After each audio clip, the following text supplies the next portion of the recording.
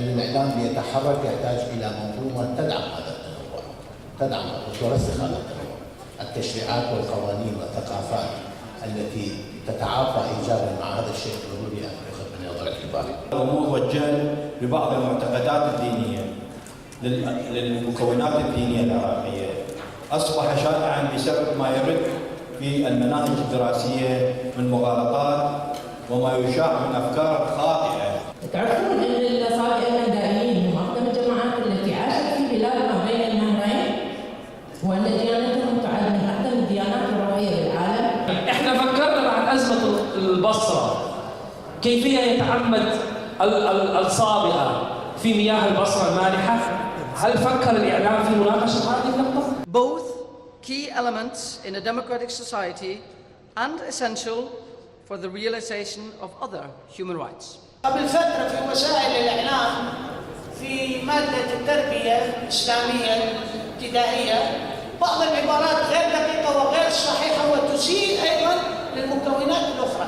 ما دور الإعلام يركز على هذه الأشياء؟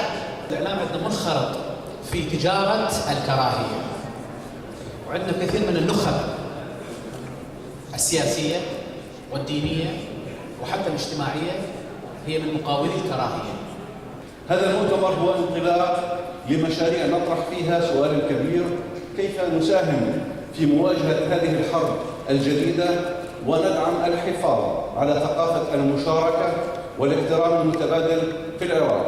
شبكة الإعلام العراقي تتمسك وتتعهد أن كل مخرجات هذا المؤتمر ستطبقها بحذافيرها وأكثر. هناك مواد دستورية تدافع عن حق هذه الأقليات في أخذ مكتسباتها والتعبير عن آرائها ومعتقداتها ورؤوسها. الالتزام بلائحة قواعد ونظم البث الإعلامي الصادرة عن هيئة الإعلام والاتصالات لضمان الالتزام بالمعايير المهنية وتقديم تغطية إعلامية عادلة ومتوازنة وتجنب خطابات الكراهية والتحريض ضد الأقليات الدينية.